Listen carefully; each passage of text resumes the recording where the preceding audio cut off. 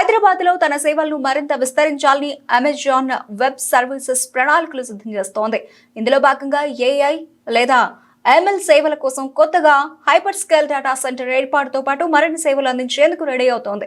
Data centre సౌకర్యాలతో పాటు work force ను విస్తరించేందుకు పెట్టుబడులు పెట్టేందుకు ఆసక్తి కనబరిచింది. కాలిఫోర్నియాలోని పాలో ఆల్టోలో AWS data centre planning and delivery ఉపాధ్యక్షుడు కెరీ పర్సన్ తో తెలంగాణ ఐటీ పరిశ్రమల శాఖ మంత్రి డి శ్రీధర్ బాబు నేతృత్వంలోని తెలంగాణ ప్రతినిధి బృందం సమావేశమైంది.